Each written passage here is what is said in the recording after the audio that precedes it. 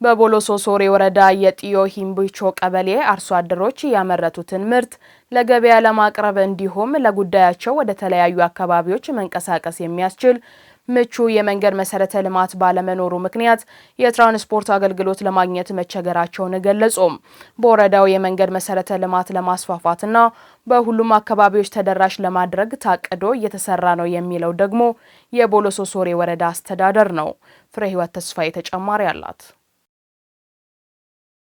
በአንድ አካባቢ ለመጓዝ ምቹ መንገድ ሲኖር ለአካባቢው ማህበረሰብ ማህበራዊ፣ ኢኮኖሚያዊና ፖለቲካዊ ህይወት የበለጠ ለማሳለጥ ምቹ ሁኔታ ይፈጥራል። በቦሎሶ ሶሬ ወረዳ የጥዮ ሂምቢቾ ቀበሌ ነዋሪዎች በመንገድ እጦት ያመረቱትን ምርት ወደ ገበያ ለማውጣት እንዲሁም ወላድ እናቶችን ወደ ጤና ተቋም ለማድረስ ተቸግረናል ይላሉ።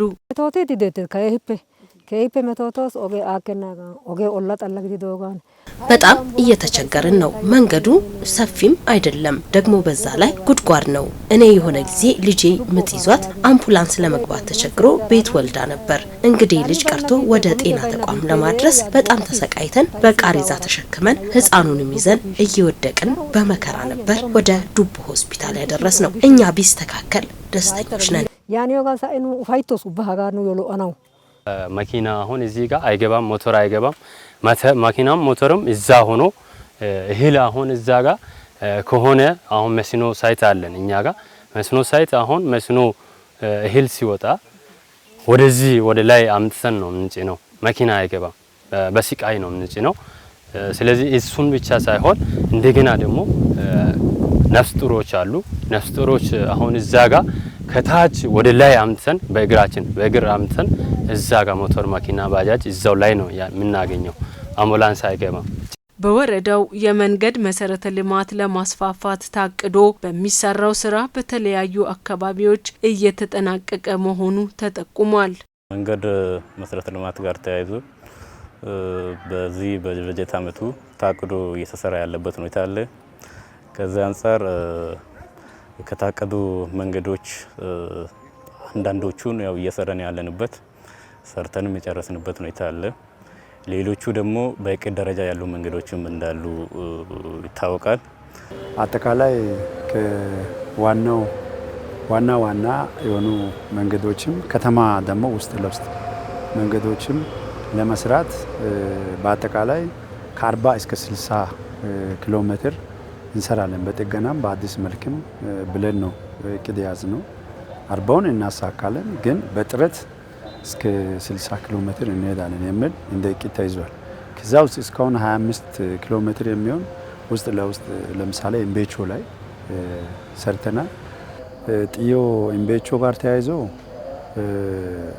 እሱ ላይም ያው ተመንጥሮ ተዘጋጅቶ አሁን ወደ ከከተማ ረካ ከተማ ጋር ወደ ውል መግባት ደረጃ ላይ ደርሰናል።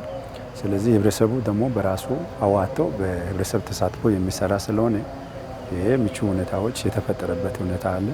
የአካባቢው ማህበረሰብ የተሰሩትን የመሰረተ ልማት ስራዎችን በአግባቡ በመጠቀምና አሁን በሚሰሩት ላይ ደግሞ ጠንካራ ተሳትፎ በማድረግ የበኩሉን ኃላፊነት እንዲወጣ ተጠይቋል። ህዝቡ እጅ ለእጅ ከተያዘ ማንኛውንም መንገድ አይደለም ሌላ ነገር ተአምራዊ የሚባሉ ነገሮችን መስራት እንደሚቻል ብዙ ቦታ ላይ ሰርተን አሳይተናል።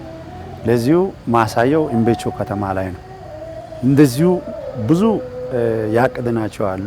እሱ ላይ ህብረተሰቡ ከተባበረን የራሱ ድርሻ ከተወጣ እኛ ደግሞ የኛን ድርሻ ከተወጣን ብዙ ነገር መስራት እንደምንችል ብዙ ማሳያዎች እንደ ወረዳችን አሉ።